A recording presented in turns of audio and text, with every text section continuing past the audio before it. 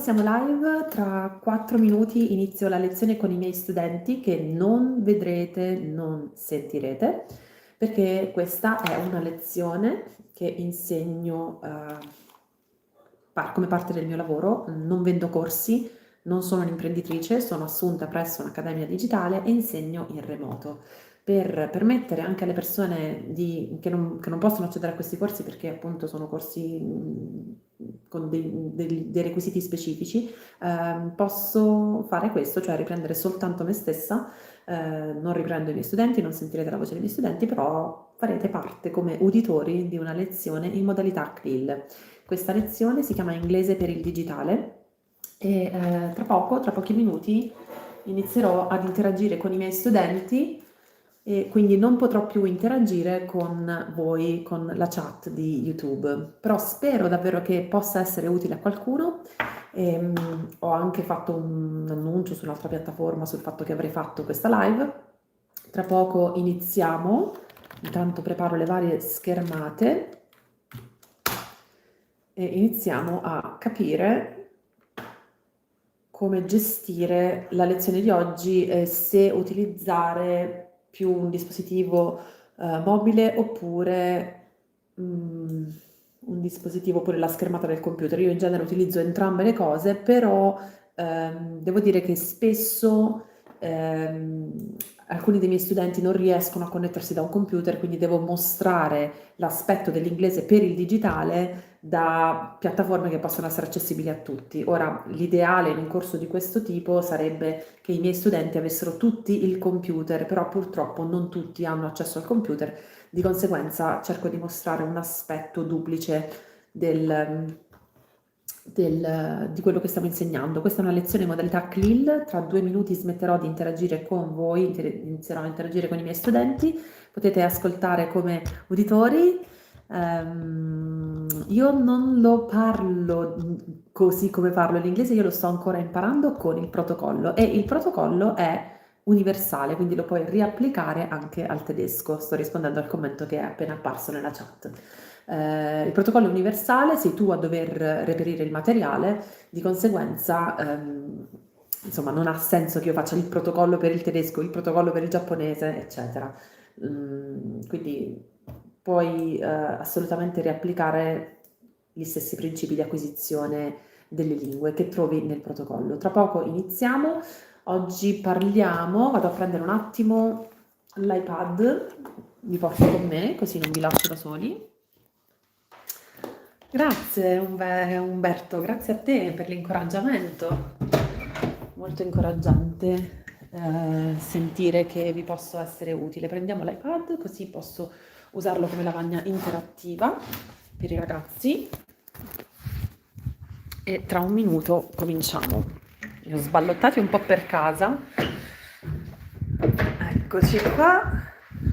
Stiamo per iniziare, poi ovviamente quando arriveranno persone che chiederanno perché non risponde, perché non fa, perché non dice, voi sapete, voi sapete già perché non rispondo. Hello, how are you? Okie doke, let's do this. So today we'll talk about cloud tools such as Google Calendar and other features that can be very, very helpful, especially if we talk about, sharing information and sharing things that you need to have Oh, yeah, thank you. Okay, perfect. Sto per cominciare, quindi vi saluto e spero davvero di potervi essere utile. Ok.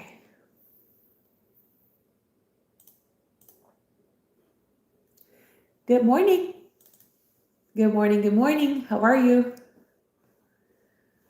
Good morning. It's good to see you. Good to see you guys. I'm very, very happy to be here with you. I'm very happy to be here with you. I love this class. I really do. I'm doing better. Yeah, I had a migraine, and I don't have a migraine today. It's not something that happens every single day, thank God. But when it happens, it's bad. Last time I had to take some ibuprofen, and it kind of helped. But today I'm doing so much better, and I don't have a migraine. Although my eyes look a little bit strange, and people have been telling me that I might be getting pink eye. Do you know what pink eye is? Pink eye is conjunctivitis. Hopefully not. Hopefully not. But I want to show you something. I want to show you a picture of me, because I got pink eye last year, and I want you to see the picture.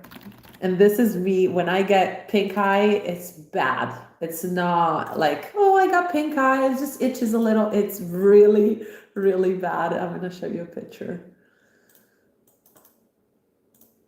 Is this?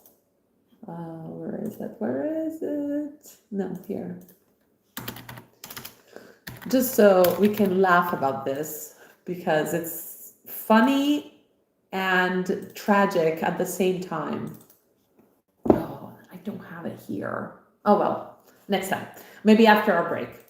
Okay, so just so you know, last year I had pink eye, and I ended up at the hospital because my entire face was so swollen that the impression that the doctor had when she looked at me, she was like, "Did you get punched in the face?"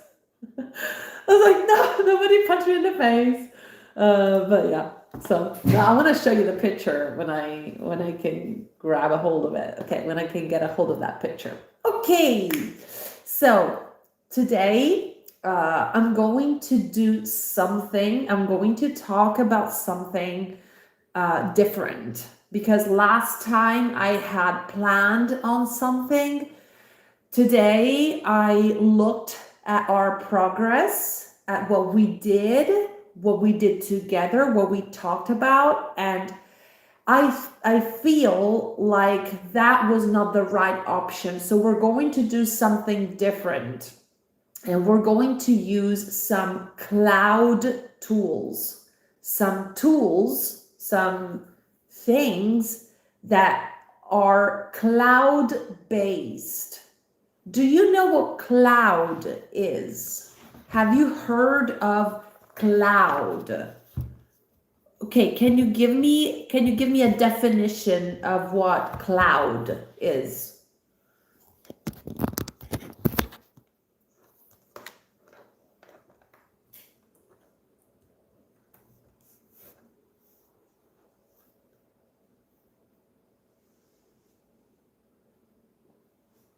Exactly. So it is. So Vincenza was. Can you go on, Vincenza, and then I'll ask you, Emanuele. Mm-hmm.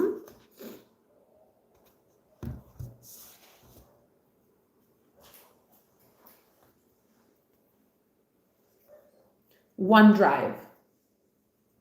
Mm-hmm.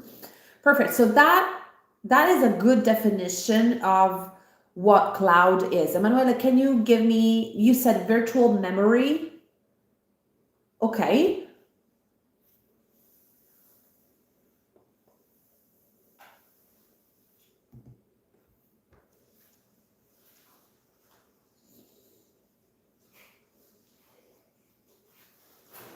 Yes. Also audio files.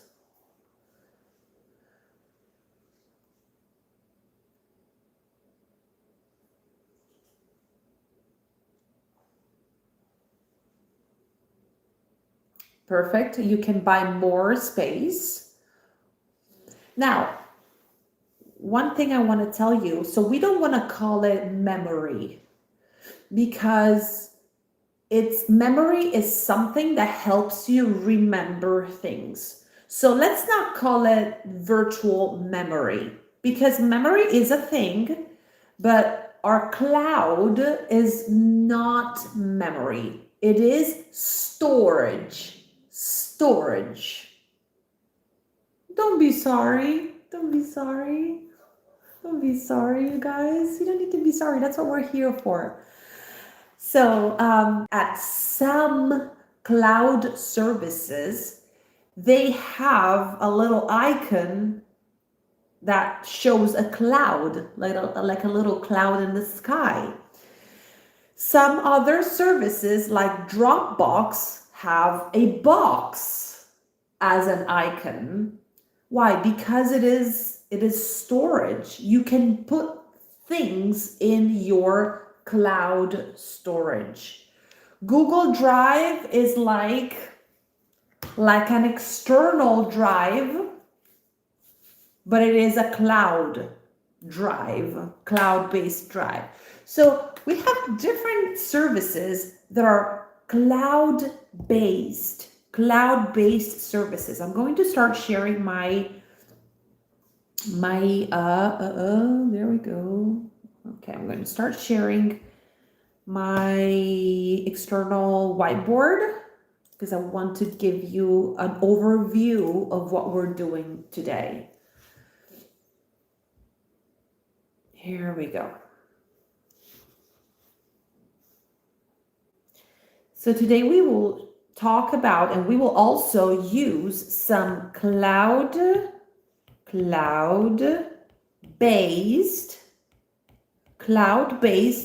services. Cloud-based services. Some of these services are not storage services.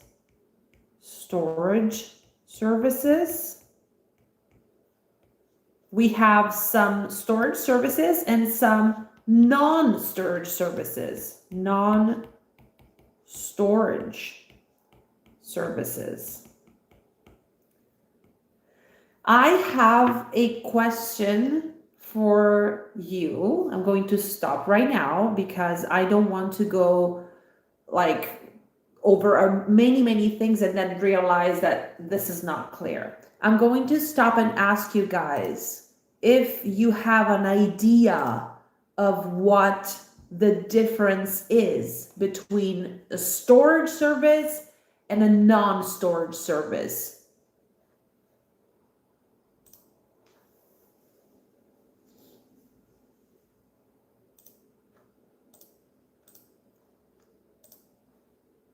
Yeah, you can also guess. If you don't know, you can try guessing.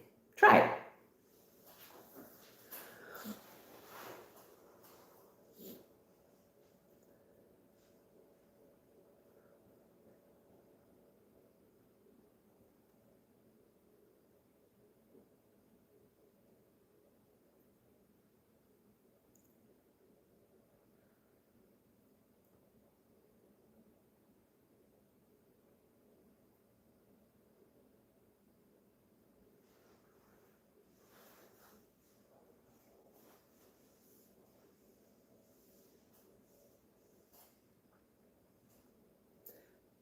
You are guessing, you are going in the right direction.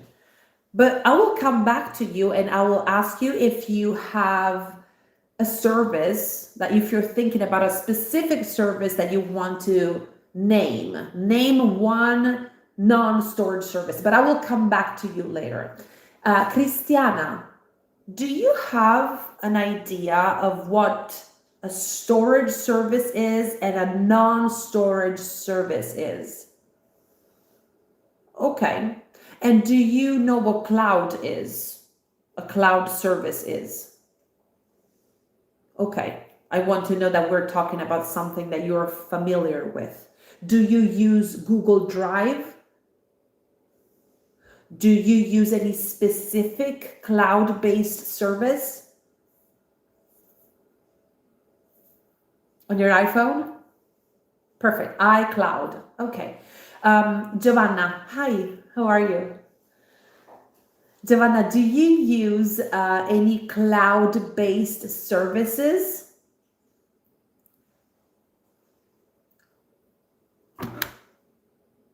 Mm-hmm. Nice. I like that one. I like Amazon Photos. Really like it. Mm-hmm. Perfect. So you are familiar with Google Cloud, cloud-based services. I'm going to ask you the question again. Do you use cloud-based services? Perfect.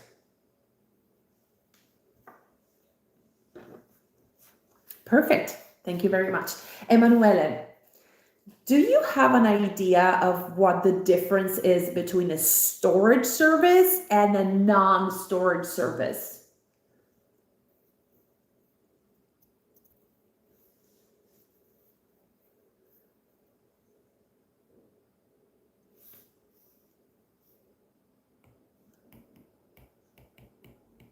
Keep talking. Do you have an idea? No,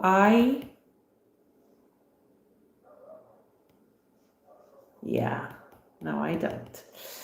Okay, can you guess? Can you try guessing what the difference is?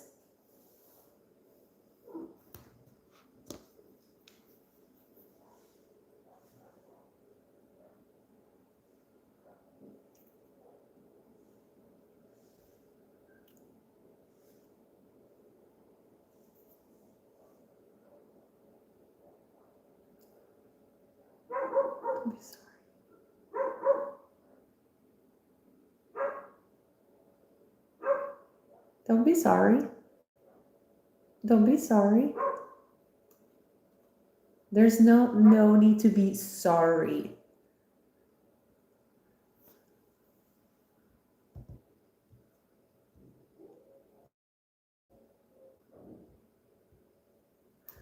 Are you looking up something? Are you trying to translate something? I hear you typing. Okay, I will come back to you. Maybe you come up with a definition or what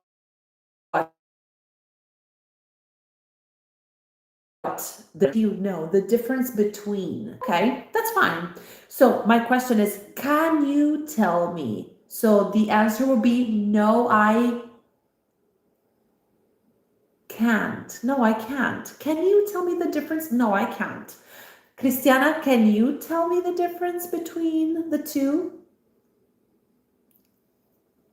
Okay, so I'm going back to Vincenza and I'm going to ask you, Vincenza, if you have any any specific service on your mind, and if you're thinking about one service that is a non-storage service.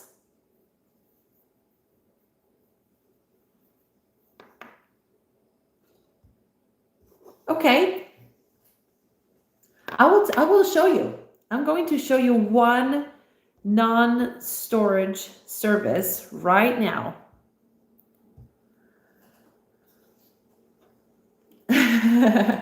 This is a cloud-based service. My calendar is a cloud-based calendar. I can open this. It is a non-storage service, right? Because you don't put files in here.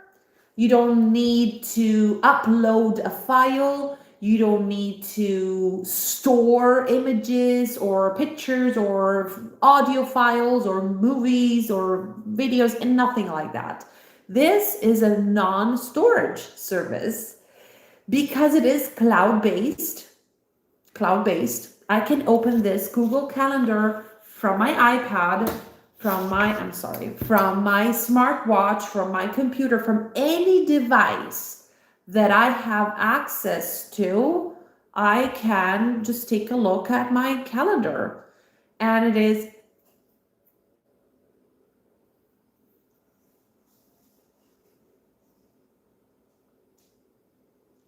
nice question. Nice question. So Google Docs, it is actually classified as a storage service because the file is an actual piece of information that takes up space. So it is a file that exists in your Google Drive. Now, I am not saying that the information in your calendar don't take up any space. They do, but it's a tiny piece of information that exists in such a different way compared to a file that you upload or you create on your Google Drive.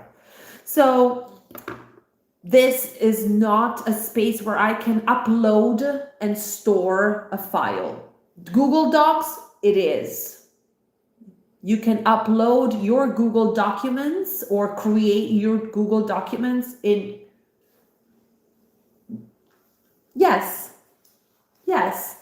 Good. Okay. So question. Yes.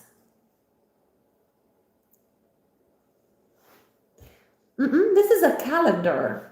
Look, this is the month. Oh, I'm sorry. You can't see it anymore. It disappeared. Ah. My husband accidentally activated low battery mode. Oh, you can see it? Okay.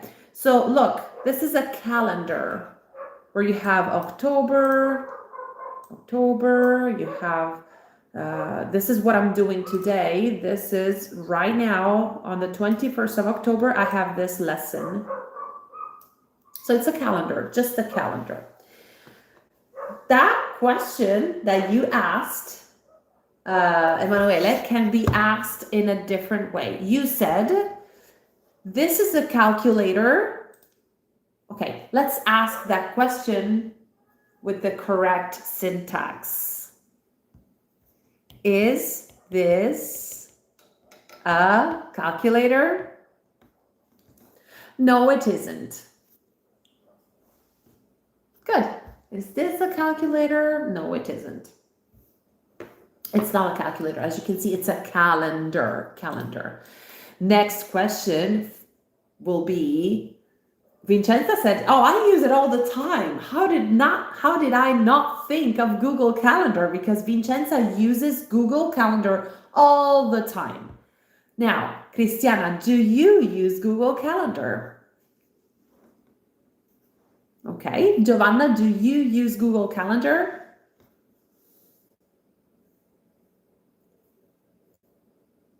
Nice. Don't be sorry. That's fine. See, you self-corrected. You corrected yourself. Well done. Because you listened to what you just said. Yes, I use. Yes, I do. Well done.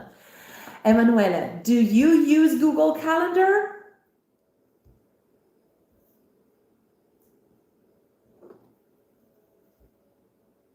Oh, okay. Wait. So you said you use your paper calendar and Google Calendar combined? Me too. I use both. This is my day for today. Unfortunately, my son played tic-tac-toe on my calendar. But look, my son played tic-tac-toe on my planner. So this is called a planner.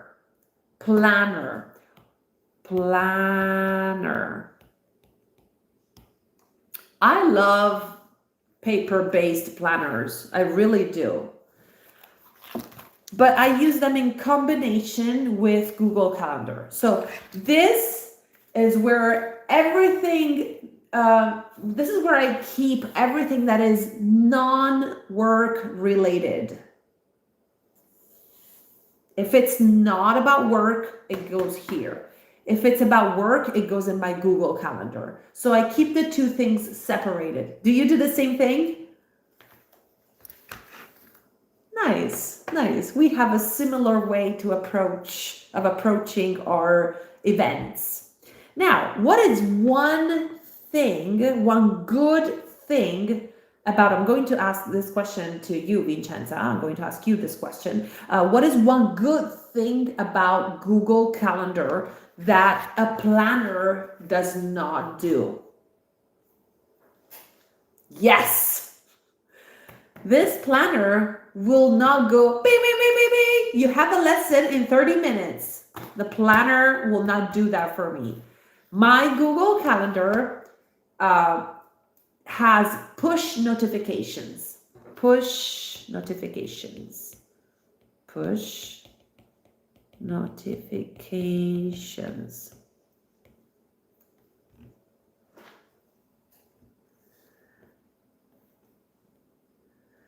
Yeah, no, I kind of force myself to look at my planner in the morning. I have it on my desk. I sit here and I look at it. And every night I force myself to write things on my planner. But, you know, push notifications are a big, big help. What is, Cristiana, what is a push notification?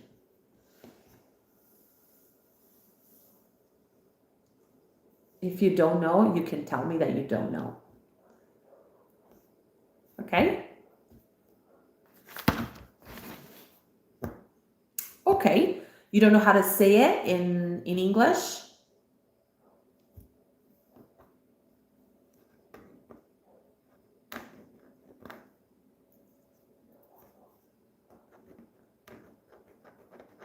Relax. Take your time.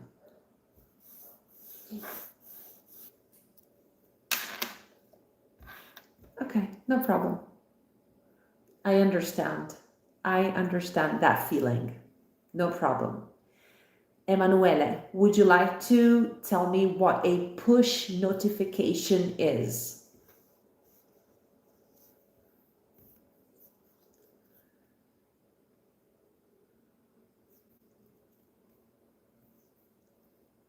Mm-hmm.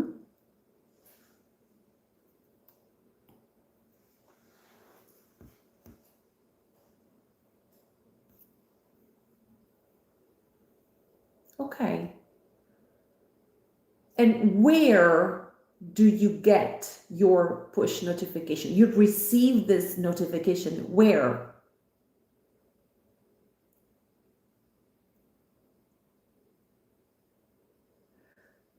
So that's when you get that notification on the day of the event.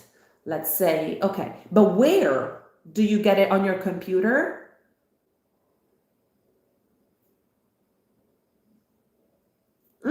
Ding, ding, ding, ding, ding. A push notification is a specific type of notification that you get on your phone that pops up at the very top of your screen. Giovanna, can you tell me can you name one app that you have on your phone that is constantly sending you push notifications?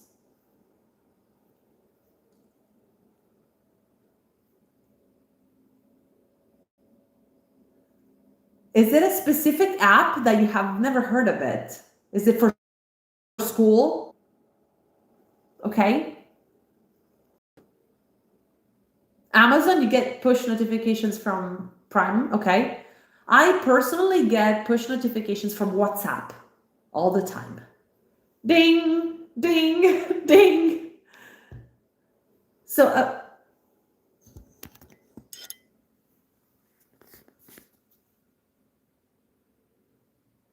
yes, that's another app that sends you push notifications. Now, one thing about push notification is, do you open the notification right away or do you swipe the notification? What do you guys do? I swipe them all the time. I keep swiping my notifications.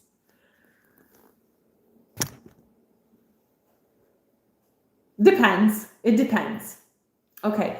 Now, there are two things. Actually, there are three things that you can do when you get yes, there are three things that you can do when you get a push notification. Let's pretend this is your phone and you get a push notification at the very top. That's when you see the notification at the top. Now, remember, the very specific name for this type of notification is push notification. One that goes at the top of your screen and appears over what you're doing. If you're watching a YouTube video, you get a push notification over the video because it's pushed to you no matter what you're doing on your phone. There are usually 3 things the notification by tapping it. You tap it and you open it. You can dismiss the notification. What happens when you dismiss?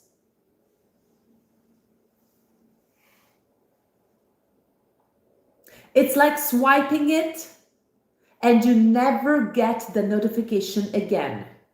If you dismiss the notification, you will never see it again. You can dismiss by swiping or you can dismiss by tapping dismiss. But there's a third thing that you can do on your notifications. Not all apps do this, but my apps do this, and it's my favorite. Snooze. Snooze. Do you know what snoozing means? Okay, Cristiana, do you know what snoozing means?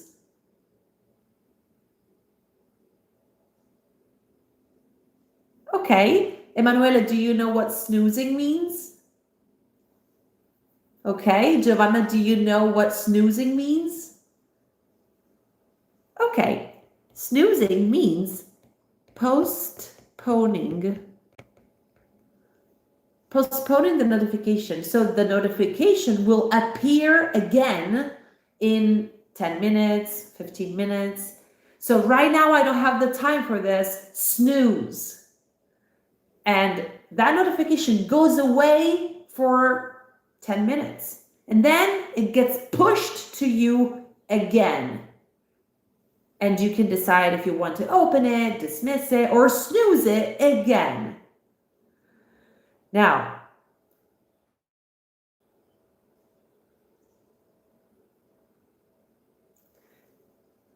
and you have a list that's this long and all the notifications so big that I end up dismissing everything sometimes. Things that at the end of the day, my list of push notifications is this big and I do one big swipe by reading this sentence. I usually snooze my notifications. I usually snooze my notifications. I usually snooze my notifications. Vincenza. Cristiana. Emanuele. Okay, can you hear that? Snooze, snooze, snooze. Imagine this word, you have to imagine this word as 2 sounds. Snooze, snooze, snooze. One more time. Yes, you got it. Separate those sounds and keep practicing them. Giovanna, read that sentence.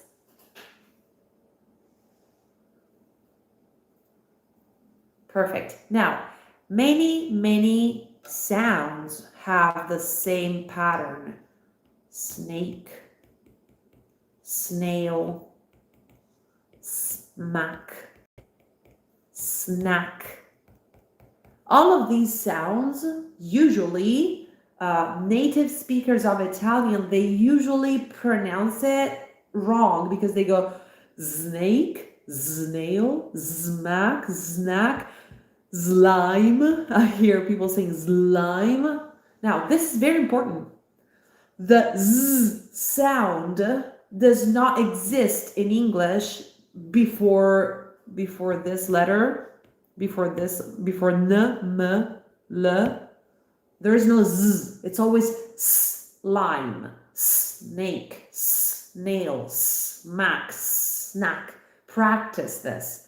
This is more important than the TH sound. It's not more important, but people don't pay attention to the S sound. This is an important sound in English.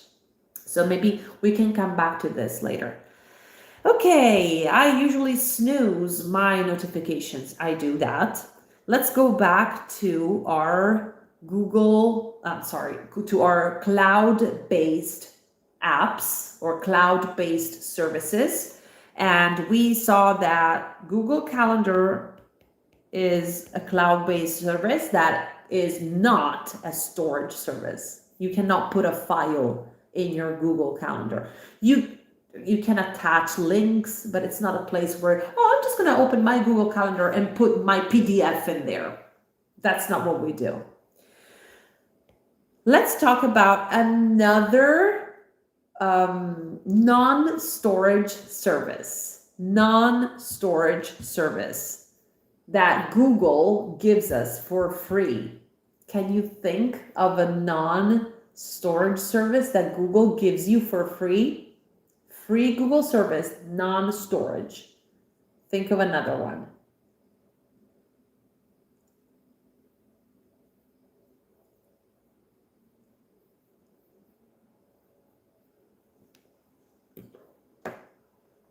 Yeah, think. Keep thinking. Take your time. Yes, it is.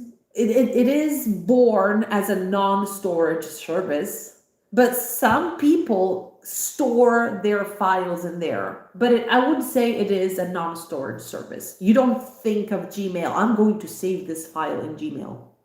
You don't think about that. Yes, Gemini is a Google service. It's cloud-based and it's a non-storage service. Well done. Yes. Thank you for coming up with the idea. I'm going to show you.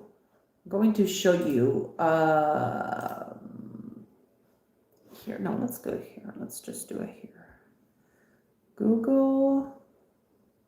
Wait a minute.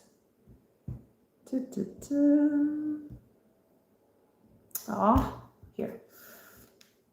Google Workspace. Google Workspace. Okay. Look at how many services you have. And this is not a complete list. This is not a comprehensive list of all the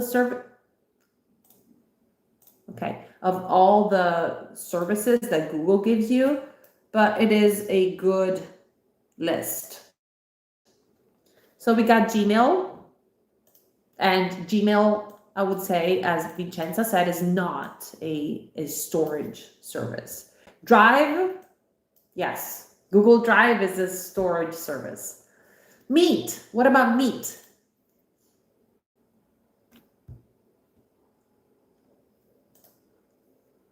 Non-storage, yes, non-storage. Calendar, non-storage. Chat, non-storage. Gemini, we already mentioned it, non-storage. Docs, yes, storage service. Sheets,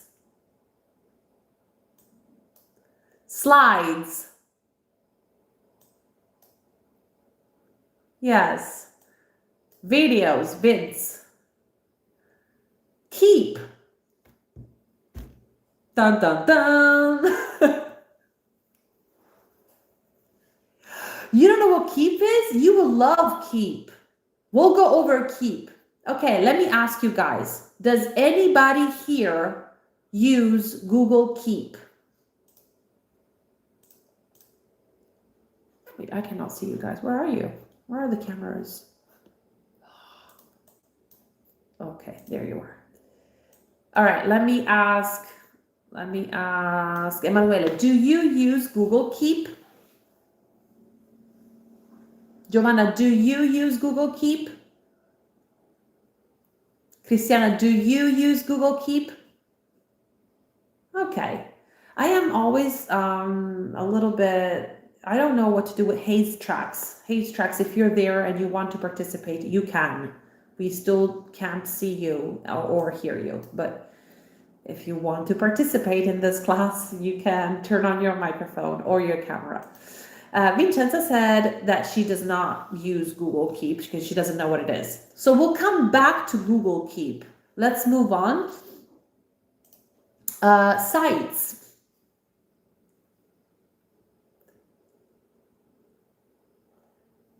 Somebody said non-storage service. What do you guys say? You think it's a storage service?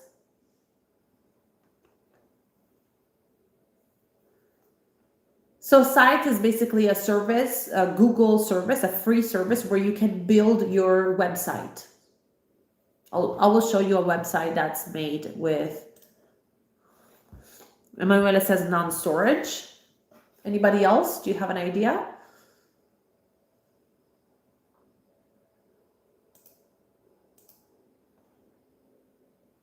Okay, does anybody else have an idea about Google Sites, whether it is a storage service or a non-storage service? You said non-storage, okay. I'm going to show you. No, that's fine. You're just guessing. You're thinking, guessing. That's fine. You don't have to give me the correct answer. You just have to guess if you don't know the service. I will show you a website that's made with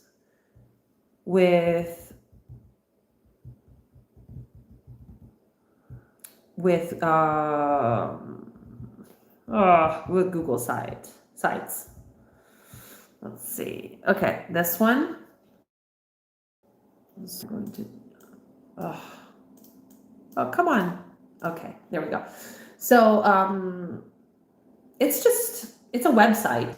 You don't really know if it's made with Google Sites or made with another service or another platform, unless you look at the address. Usually, if the website is made with Google Sites, you will see something like this here on the address bar, sites.google.com. So this is a very simple Google site. It's not a very complex one. And there's a YouTube video here. You can also access a document. There's some text, nothing specific, nothing very complex. Then there's another page here that says a few things, but it's a very simple Google site. Now this, it could be considered a storage service. It could be considered a storage service. But do I think, when the first thing I think about when I want to save a file, do I think of Google Sites? No, I think of Google Drive.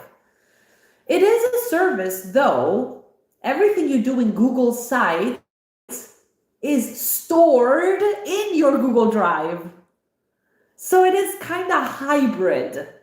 It's a hybrid service. Everything you do is inside your Google Drive. So it's kind of hybrid, but I wouldn't store my files in Google Sites. So Emanuela is right, Vincenza is right. It's a hybrid service. It's hybrid, yes.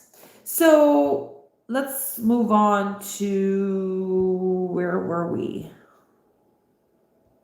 Hold on. There. Okay.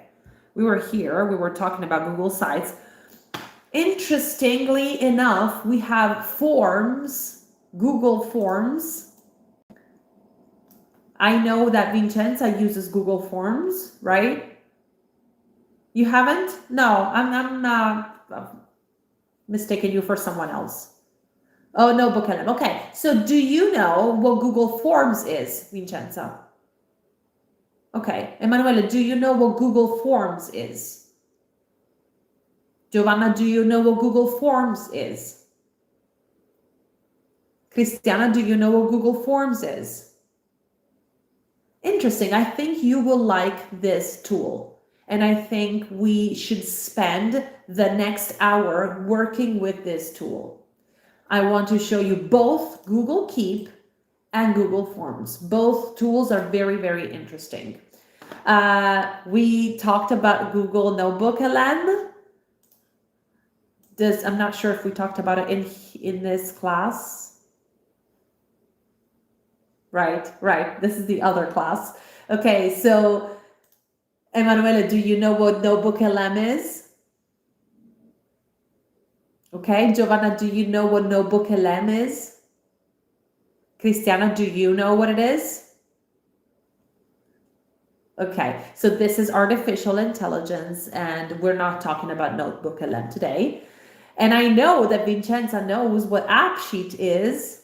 Oh, because she was in an AppSheet class with me. AppSheet is for building apps, and this is a non-storage service. What happened here? Oh, there. So this is a non-storage service. AppSheet is for making apps, mobile apps that work on your phone, that work on your desktop. So this is a Google service, and it's not a storage service. You don't save your files on this platform. So I want to go and take a look at Google Forms. So the first thing I want you to do is click on this link, https://forms.google.com. Do you all have access to a computer today? Do you have access to a computer? Perfect. Click on this link. And if you don't have, if you're connected via Zoom, to Zoom via your phone, just type on your computer forms.google.com.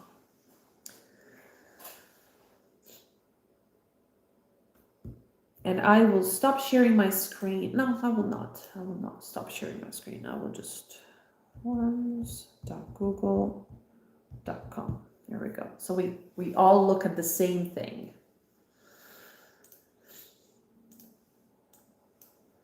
Okay, let me erase this. This is also a hybrid service. And I would consider it a storage service. Specifically, with this service, you can collect data. And so I would consider this as a service is about filled in. This is to fill in a form, because you guys rock and you can do this. Okay, so as you can see, I have several forms, and in a form you can create questions for somebody to fill in, to answer. Let's take a look at some questions here. Some forms.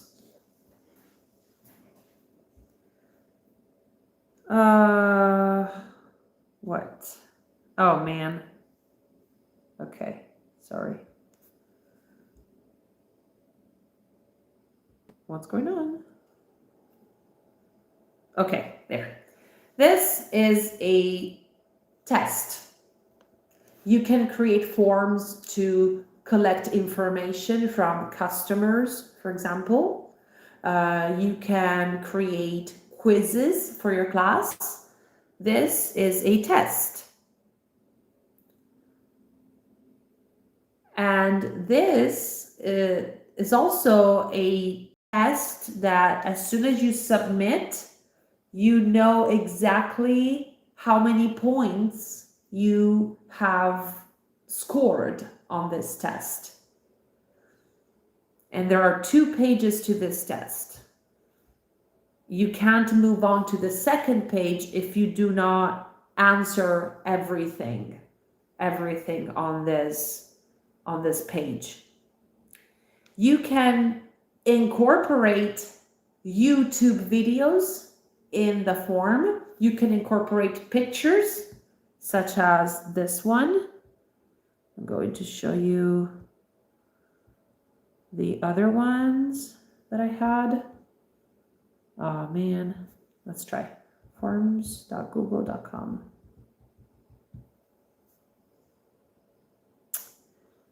Nope, this is my husband's account. The joys of sharing an iPad with my husband. Nope. Oh, goodness gracious. I'm sorry. I wanted to show you a form that had pictures in it. I have to log him off.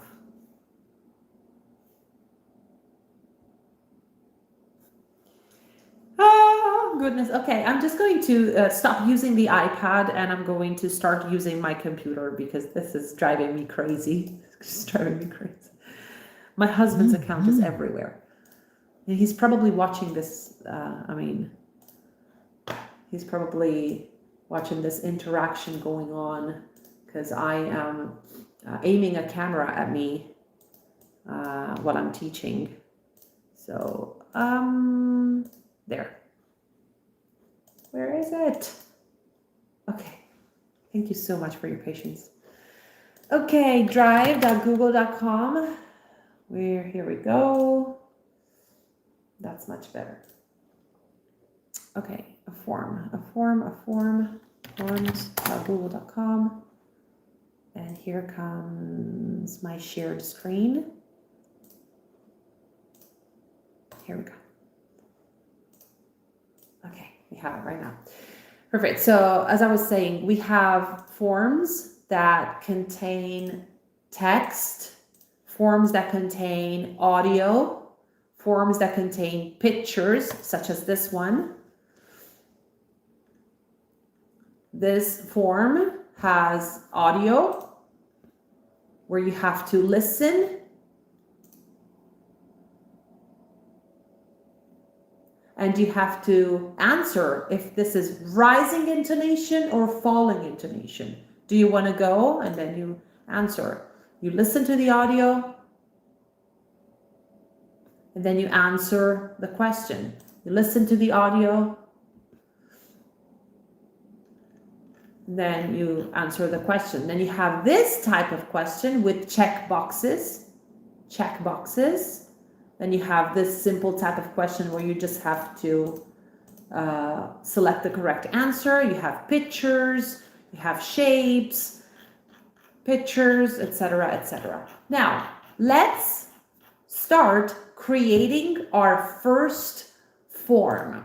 I want you to create a form by clicking on the plus sign. You click on the plus sign. Just one click is enough. You don't have to do a double click. Click on the plus sign and you have something like this. Something like this. Now, do you all have a unnamed, untitled form? Do you all have an untitled form? Do you all see something like this? Giovanna, do you see an untitled form? Perfect. Everybody has a form that's usually purple. So purple. And here it says untitled form. Untitled form. Perfect. The first thing I want you to do is type. I want you to type a title for your form. And the title will be booking information. Booking information. So you can just click here or double click and type booking information.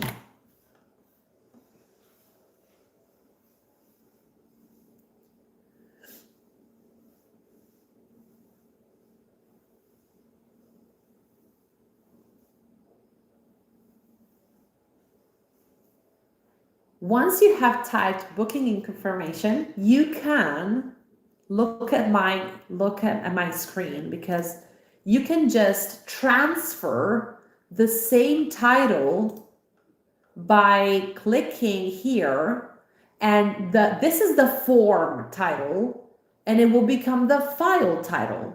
Just one click will transfer the title to the file name. One click is enough. For now, we'll take a break, and in 10 minutes, we'll start working on our form. See you in a little bit.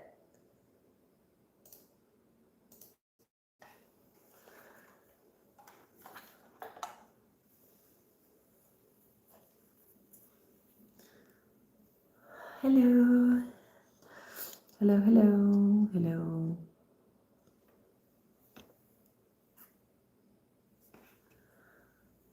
Ciao Diego, se hai domande specifiche puoi farle sotto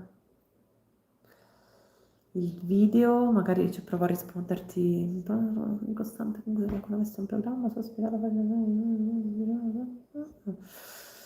Ok, sono in pausa, i miei studenti sono in pausa, io sono in pausa e stiamo facendo questa lezione. Voi ovviamente non vedete i miei studenti, non sentite le loro voci ovviamente.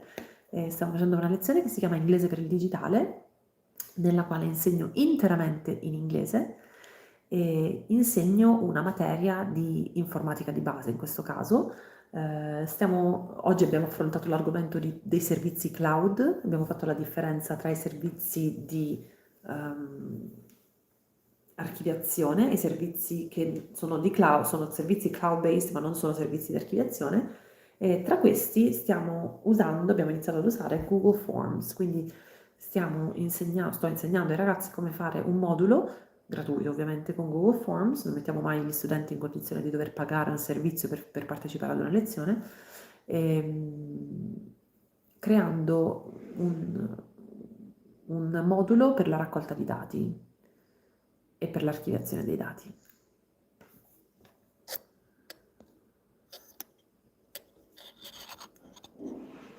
Vediamo.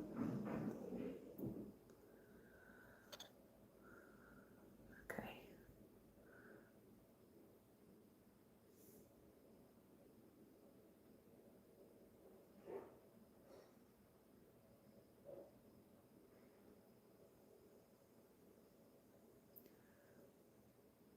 Sto guardando un attimo tutte le varie funzioni della live di YouTube perché non ho veramente idea, cioè sono veramente nuova al discorso della live su YouTube. Questa modalità nella quale voi mi guardate mentre insegno, adesso i miei studenti sono in pausa, è una modalità che sto sperimentando perché prima ero solita fare live su TikTok e l'esperienza è completamente diversa, l'esperienza della live su TikTok rispetto all'esperienza della live su YouTube. È una cosa completamente diversa, alla quale mi devo riabituare.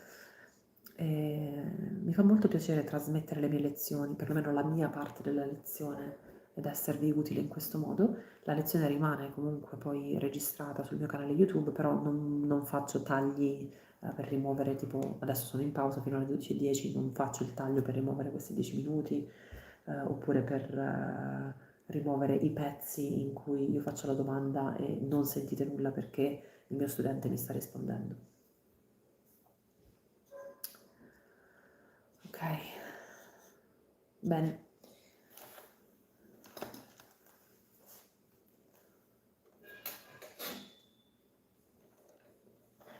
Se ci sono domande specifiche posso rispondere ora. Per esempio c'era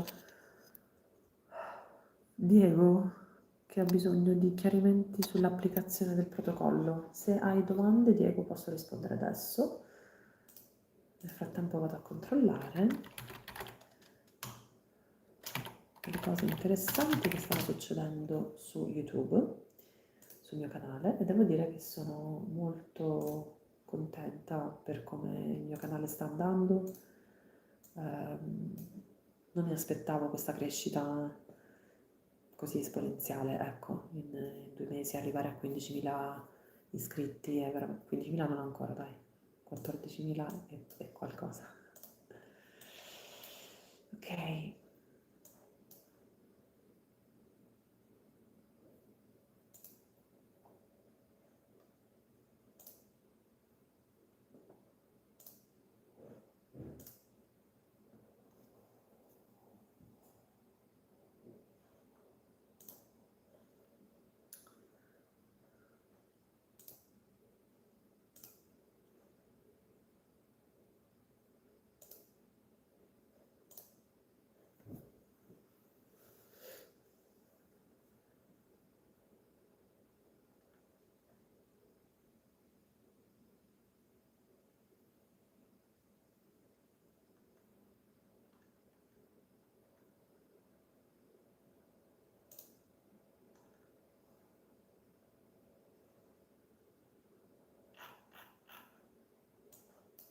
Ok.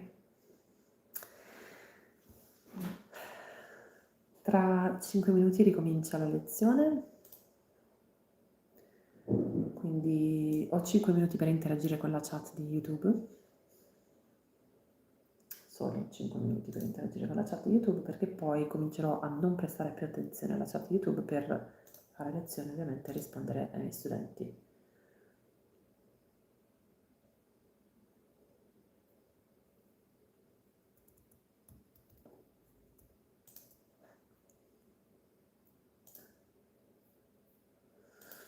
Ok, ci siamo. Mi sta piacendo questa lezione di oggi perché i ragazzi interagiscono più del solito. C'è stata la prima lezione nella quale c'era una ragazza che secondo me si è scoraggiata, però non mi è dispiaciuto che si sia scoraggiata, avrei voluto incoraggiarla a restare. Purtroppo non siamo abituati in Italia a fare al tipo di lezione nella quale l'insegnante di inglese insegna in inglese e quindi molti si scoraggiano pensando di non essere all'altezza. In realtà non ci sono requisiti di accesso specifici per questo corso, se non ovviamente la voglia di imparare una modalità diversa, che è appunto la modalità CLIL. Mi dispiace quando le persone si scoraggiano perché immediatamente c'è questo shock iniziale della lezione dove il docente ti parla solo in inglese piuttosto che chiedere, magari fare domande e dire ma secondo te potrei continuare, si scoraggiano immediatamente e poi magari non frequentano più, però è un prezzo che sono disposta a pagare per il bene dell'intera classe, insomma, e c'è da dire che proprio per onestà intellettuale io mi rifiuto di fare corsi di inglese in italiano, mi rifiuto di insegnare una lingua in un'altra lingua, soprattutto se quella è la prima lingua dello studente. Quindi sicuramente c'è qualcuno che si scoraggia, c'è qualcuno che si sente inadeguato, però non è... cioè mi dispiace, ovviamente mi dispiace, però non è non è un motivo per dire vabbè questo corso lo facciamo in italiano, questo corso si chiama Inglese per il digitale e va insegnato interamente in inglese, assolutamente.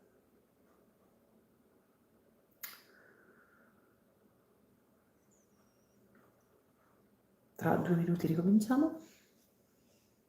Non so se si è bloccata la chat.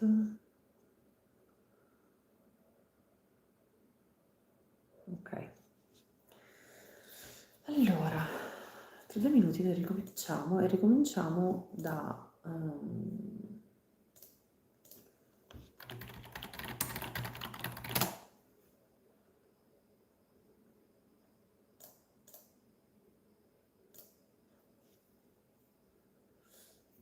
creazione di questo modulo interamente in inglese. I ragazzi devono, ognuno dal proprio computer, creare un modulo, condividerlo con me, pubblicarlo con restrizioni, ovviamente non vogliamo che sia per forza pubblico, e poi testarlo. E nel testarlo gli chiediamo anche di caricare un documento, che possa essere una foto, qualsiasi cosa. Non vogliamo ovviamente che violare la loro privacy, però nel testarlo vogliamo che vedano anche la capacità di Google Forms di fare da storage, perché diciamo, la lezione di oggi si basa proprio sul discorso che esistono servizi in cloud, tutto questo in inglese ovviamente, servizi in cloud che sono servizi di tipo storage, dove io vado a caricare dei file, e servizi che non sono di tipo storage, dove io vado semplicemente a raccogliere dei dati, archiviare per esempio degli eventi come Google Calendar. Bene, tra un minuto si ricomincia e vediamo come va. Vi ricordo che questa live sarà salvata sul canale, quindi per chi se la vuole guardare sicuramente può essere interessante, come inglese tecnico anche, perché no. Bene, ricominciamo. Eccoci.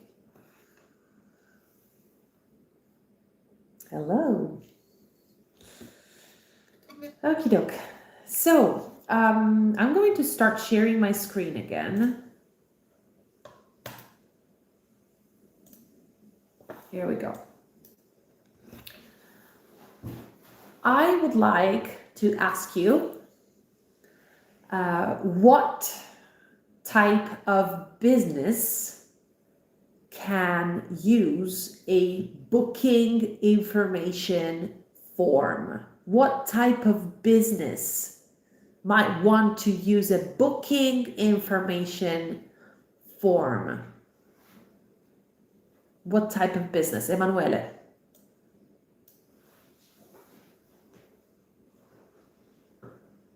I think so too. I was like, what? Okay, Cristiana, what type of business? There he is. There he is. No problem. No problem. I'll ask you, Emanuele. What type of business can use a booking information form?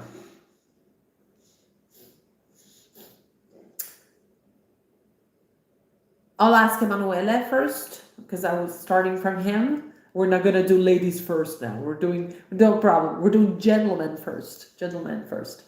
Emanuele, what type of business? If you think about businesses, you have I don't know. You have a language school. You have a bakery. You have a grocery store. You have a hotel. You have many types of business. I'm not talking about you. When I say you, I mean there are many types of businesses. Okay. Okay, so let's pretend that you are the owner of Perfect, and you would like to have some people coming to try a free lesson, a trial lesson. And so you set up this booking information form so that people can say, I would like to book a free trial lesson to see if your school is a good school. So you're doing a booking information form for a language school. Vincenza, what type of business can benefit from this type of form?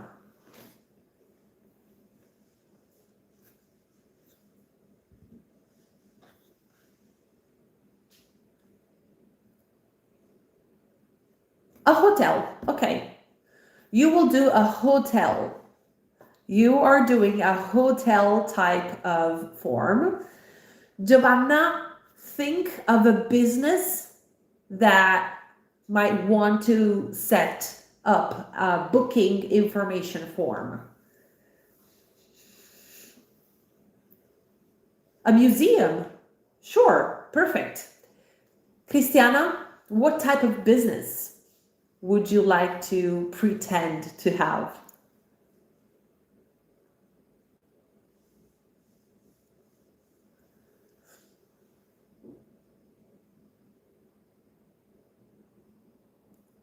Do you want me to give you a few ideas?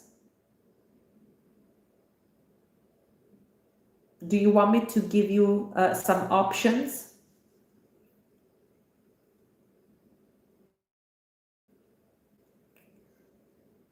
Okay.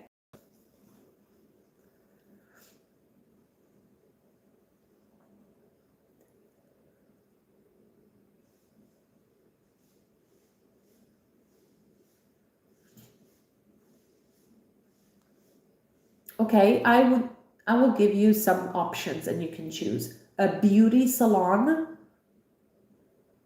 where you get to do your nails, where you go to have your nails done, a hairdresser, a hairdresser, a restaurant. Okay, so you're doing the restaurant. Now, each one of you will tell me, I'm going around asking you, what the first question should be. The first question when you need to book an appointment with your type of business, what is the first question? Emanuele, what is the first question that somebody should answer when booking a free trial lesson with your school? The first one, the first question.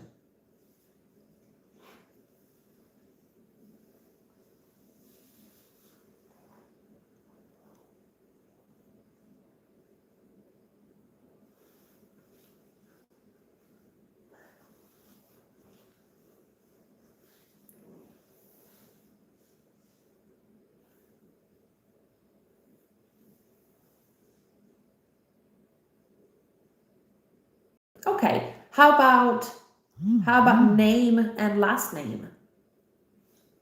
Okay, name and last name. This goes for Emanuele. Okay, maybe it's not the same thing for Vincenza. Vincenza, what's the first this booking information form? The date. Yes, a hotel, you want a date and form. Nice. Type of room.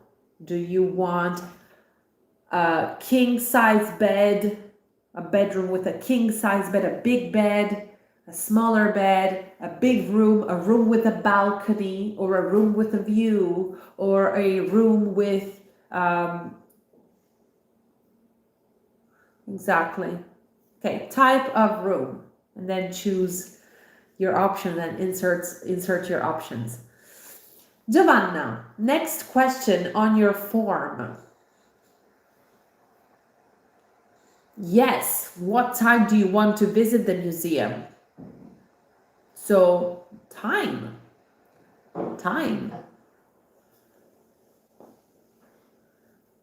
You can do this. Look, click plus, the plus sign right here, and just type time of arrival. Time of arrival. What time are you planning on arriving at the museum? Is that clear? Okay. Time of arrival. You okay?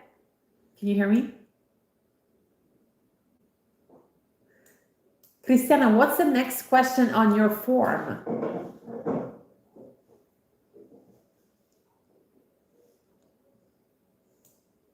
Nice.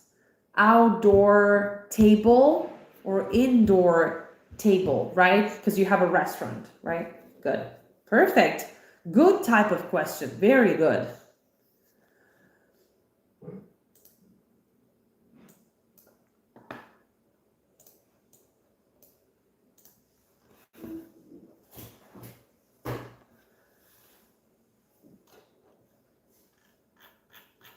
I'm going to show you something now once you have this figured out.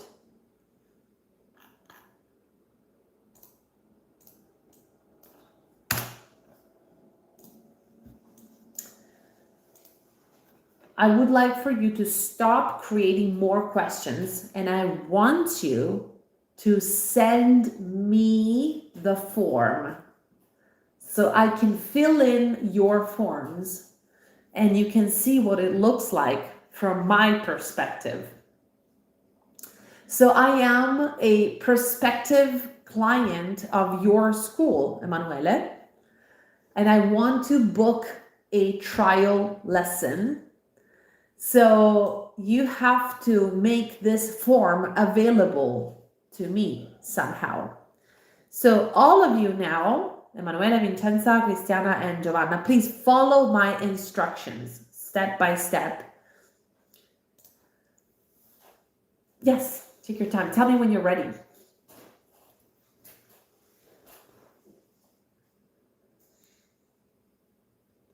Just tell me when you're ready.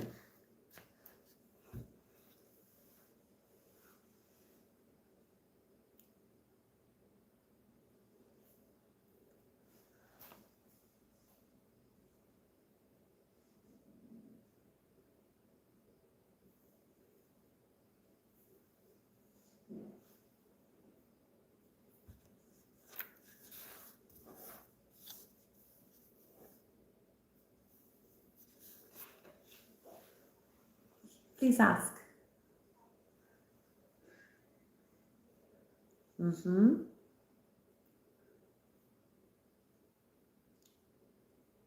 Uh-huh.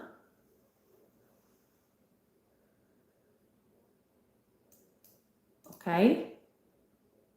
Yes. So you got this one, and you said indoor here and outdoor here. Yes, it is perfectly fine. Good. Tell me when you guys are ready. Okay. Waiting for Emanuele. Tell me if you're ready. Just ready to follow my instructions. No problem, no problem. I want you to look at my screen. Giovanna, you ready to look at my screen and follow my instructions? Perfect. The first step is to publish the form. Publish the form. Now, this is a little bit different because I have an account. Hold on, let me use the other account. I'm going to use a different type of account. Okay, here we go. Nope. I need to use my personal account. There we go.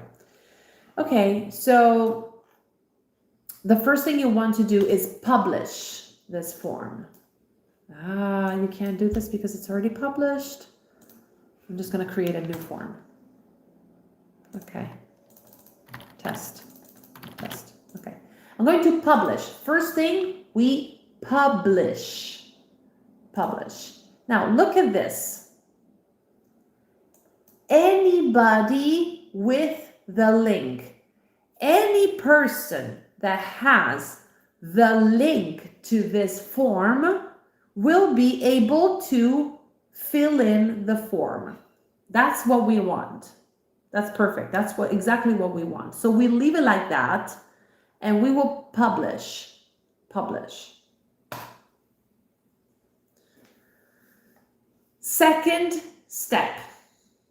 First step, publish. Second step, copy the link. You can also shorten the URL. You can make it short. And you copy the link. Copy.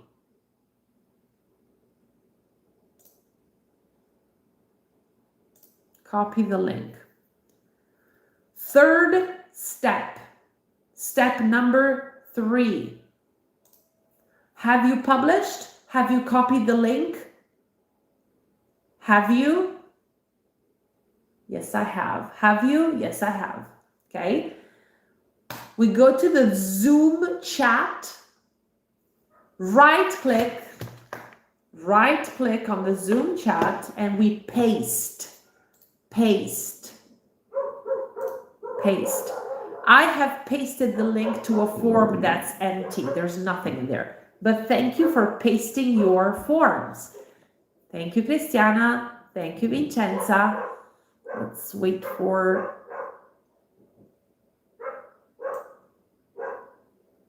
I think that's fine. Let's see.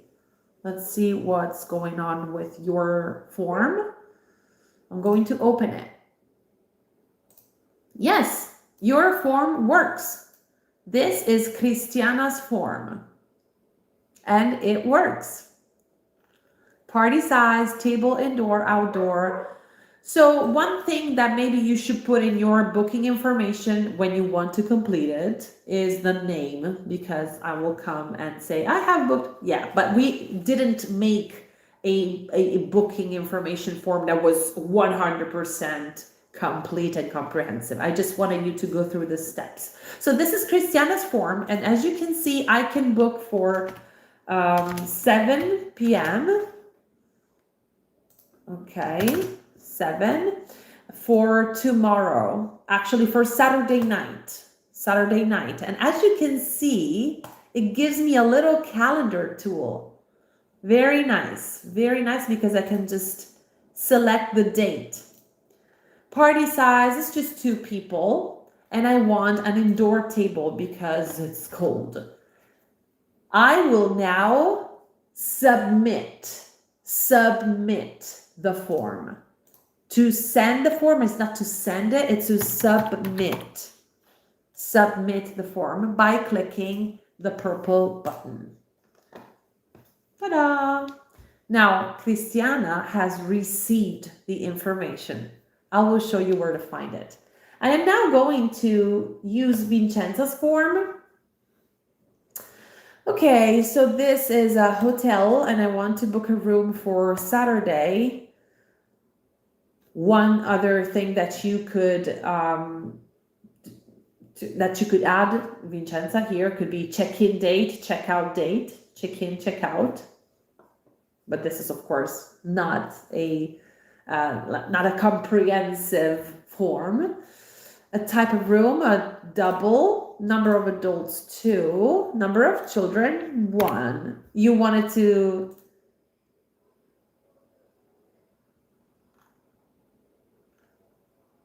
That's great. If I update the page and if I reload the page, sorry, not update, but if I reload the page, I will see the new version.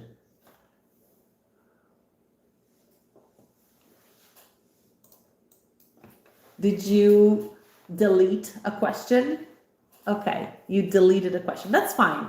So the form, when you change it, the customer always sees an updated version of your form.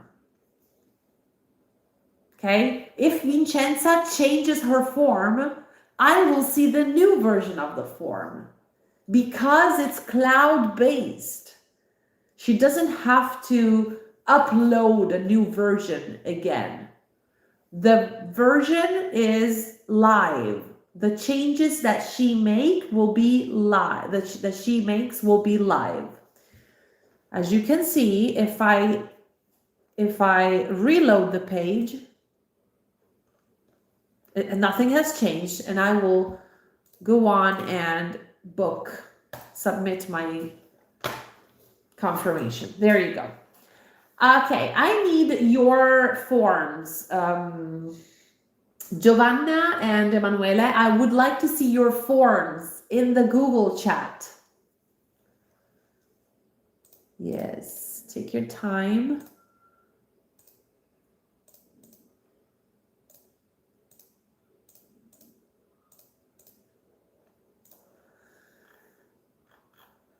So I can show you what your form looks like from my perspective.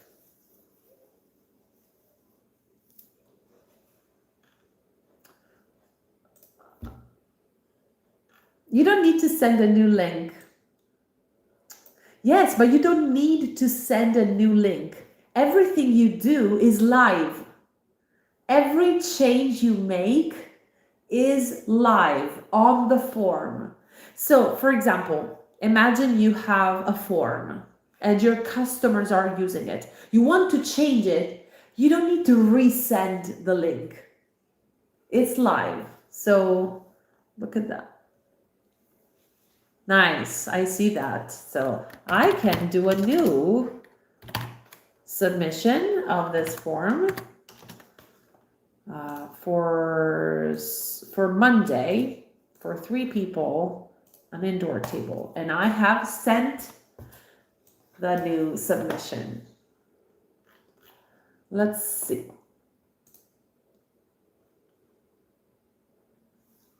Yes, can you send the link to the chat? So you publish, have you published? Copy the link, okay.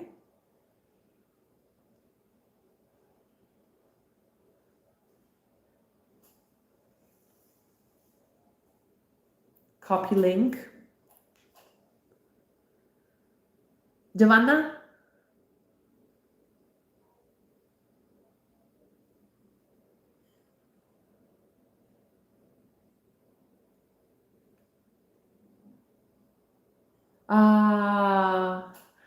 I see. Give me a second, Emanuele. So you're working with your husband's account. It should be okay because we're not. Oh, I understand. That is very, very problematic when you're using the official account and you don't want things to go on the account. If you can't, it's okay. You can. Okay. Emanuele, so once you publish, you have, sorry, not this one. This one, oh man. Like this, and then you have copy. Have you copied the link? Okay, open the Zoom chat, and right click in the Zoom chat and paste it. I don't see it. Have you done that? I don't see your link in the Zoom chat. Yes, of course, and then you have to hit enter.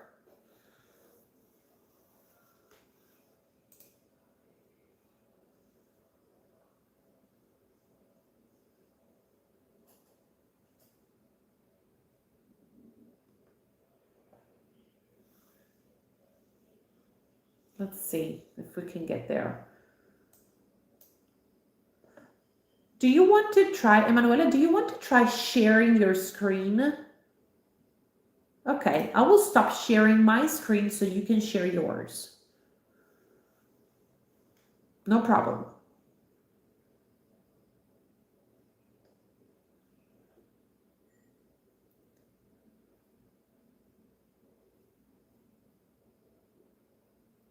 Copy link.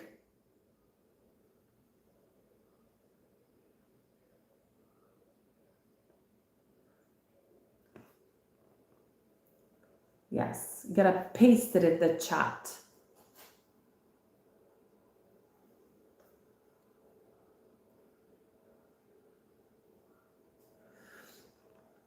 And in the meantime, oh, there it is. Oh, fantastic. Okay.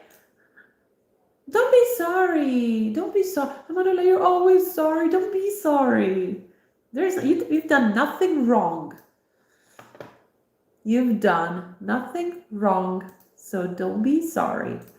Let's open, exactly. So don't be wrong. Don't be sorry. I said don't be wrong. Okay, name and last name. Perfect. I'm gonna book a lesson. Okay, so here you have a question that only has one option. That's okay, don't worry. No problem. Age, I'm 41. So you have created many questions here that only have one option. That's okay. This is your first time creating a form, so no problem. Take it easy. Easy on yourself, okay? Because you're always, sorry. Relax. We're just testing out a few features, okay? So I'm going to submit my form. And once I submit the form, you have received my information immediately. I will show you where to find all the information, all the data that you have collected. I'm going to do one more. This is my son. He's 6. Now submit it. Okay. Now, Giovanna, have you managed to switch accounts? I don't know if she has. I'm going to show you where.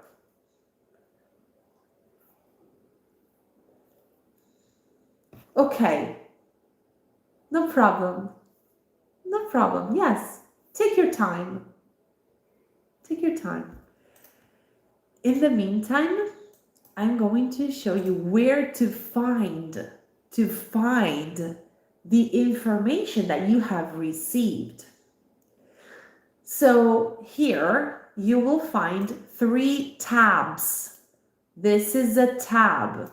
This is another tab. And this is another tab. This is where you will find all the forms that you have received. Click on answers. Click on answers and you will see my answers.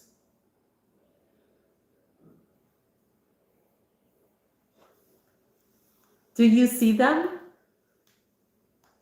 Perfect. Oh, you've already seen them. Okay.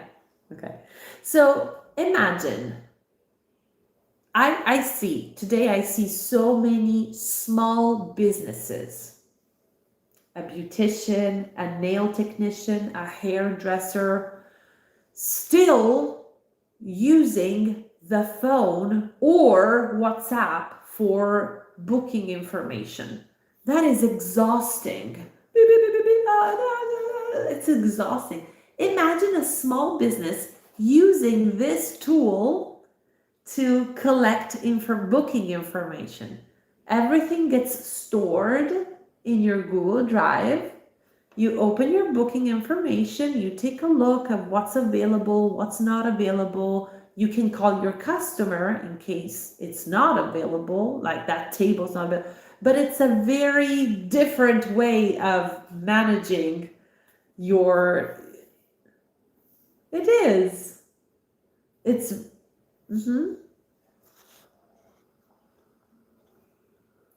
I know you. I think I know you. I think I know your question already. Go on, ask your question.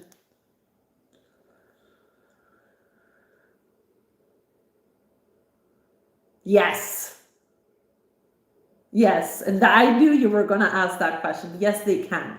Yes, they absolutely can. And I've done it multiple times. Cristiana said something very interesting. And I'm going to use what Cristiana said. By the way, Giovanna, when you are ready, paste the link, okay? Fantastic. When you're ready, you can paste the link. I'm going to say something that's really important. And I will start from what Cristiana said. Cristiana said, and I'm going to write it for you.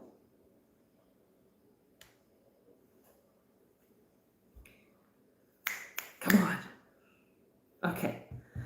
So Cristiana said, she made an observation. She said, it's very comfortable. She said, it's very comfortable. Now, I need... sorry. Everything that can go wrong will go wrong. Okay. This word in Italian is this chair is comfortable. This form is convenient. Convenient does not mean conveniente. Nope. It means, but when it comes to things that you can use, it's very convenient. It is. So something that's comfortable is something that you feel on your body. Oh, this chair is so comfortable. This bed is so comfortable. Something that you use is convenient. Yes, convenient. Let's take a look at Giovanna's form. Oh, I don't have it yet. Whenever you're ready, Giovanna. I'm sorry that you had to go through the whole switching accounts things. I have the same problem with my husband's account being on my iPad, so I understand. Okay, so convenient and comfortable are two different things. And if you have to collect information for, let's say, there's a birthday party and you create a group, a WhatsApp group. Who is participating in the gift? Who wants to buy a gift for Giuseppe? I want to. I don't want to. I want to buy a gift for Giuseppe, but I only have €5. I want to buy a gift for Giuseppe, but it has to be something that he can wear. And people start chat, and it becomes a whole different chat, and it's a pain. Create a form. Do you want to do you want to buy a gift to Giuseppe? Yes, no. How much money can you invest in this? €5, €10, €15. Are you coming to the party? Yes, no. Which type of gift would you like to buy? Clothes, technology. And then you have,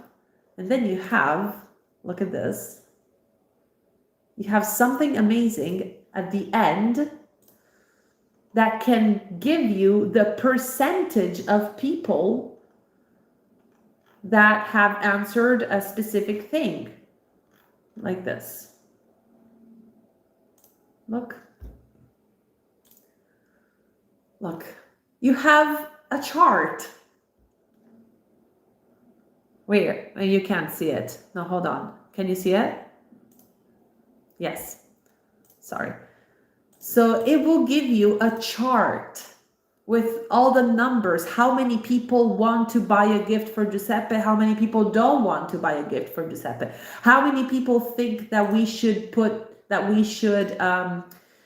pay €5 each, how many people want to buy him clothes, how many people want to buy Giuseppe some, I don't know, technology, tech gadgets. See, all of your data is shown in charts. Look at this. This is all of your data. Do you see this? Look.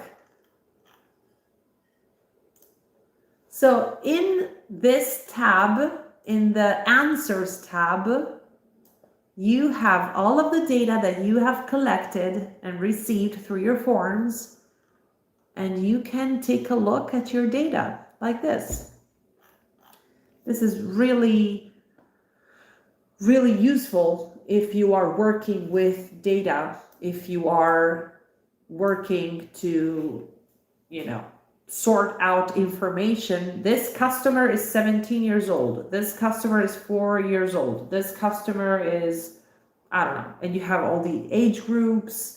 So you can organize classes for your school, for your English school. You can organize rooms for your hotel. You can organize tables for your restaurant and days and tour guides for your museum. You can do all of this inside Google Forms. I really like Google Forms.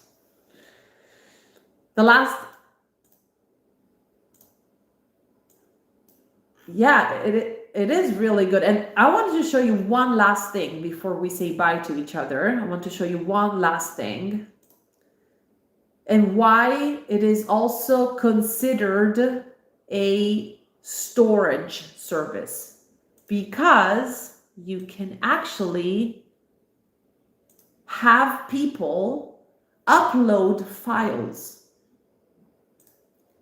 Imagine having a hotel, you owning a hotel, and you need to see their IDs. You need to see your customer's passport or something like that.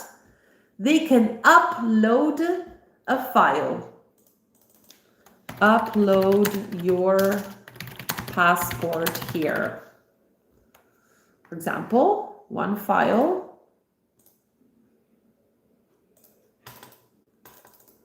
Book your room. Upload your passport here. Look. And this is what it looks like.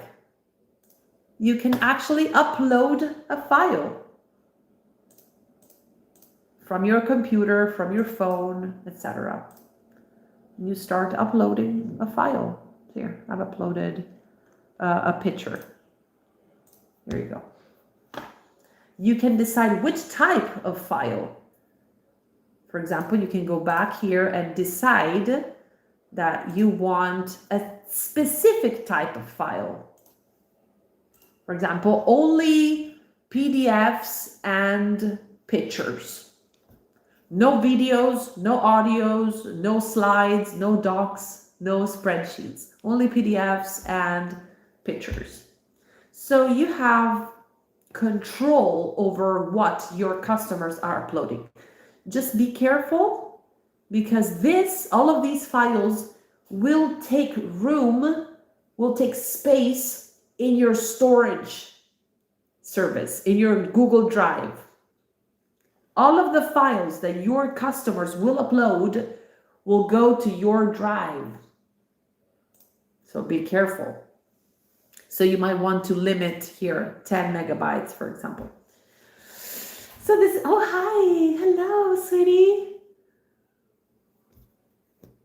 Hi, baby. Hi, you're very cute. You're such a cutie pie. Aw. Oh, you're very welcome. You're a sweetie. Okay. She has a fever? I'm sorry. Oh, I can tell. I am so sorry you have a fever. What's your name?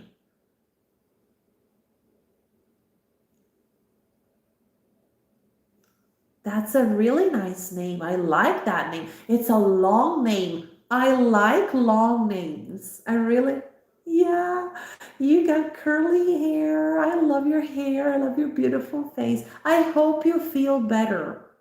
Get better. I hope the fever goes away.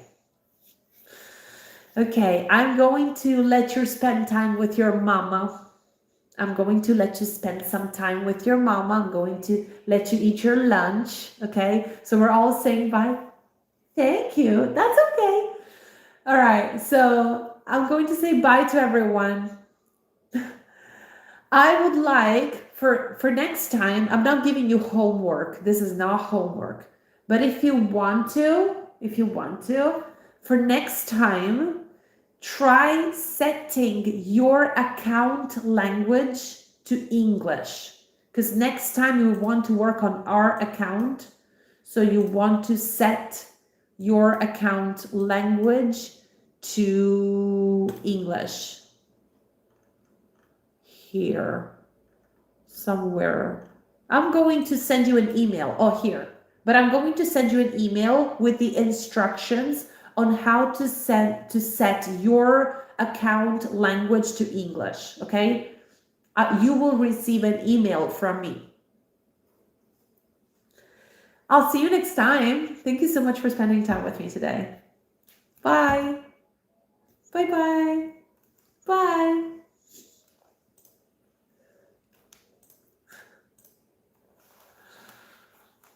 One of my students had her daughter with her, and she was super cute, and she was talking to me. See, kids don't care what language you speak to them. They're, as soon as they're having fun and they're kind of, understanding what's going on, they don't care. Okie dokie, guys. So I will see you on YouTube. I'm planning on uploading a new video tomorrow morning. Scusate, non so perché sto continuando a parlare in inglese quando adesso mi sto rivolgendo a voi. Grazie per essere stati con me, spero che questa lezione vi sia utile, la troverete salvata sul mio canale YouTube. Non farò editing di questa lezione, sono 2 ore di lezione nella quale sicuramente ci sono degli spazi morti perché interagisco con i miei studenti e non con la chat, però la lascerò così com'è. Spero di esservi stata utile. A presto!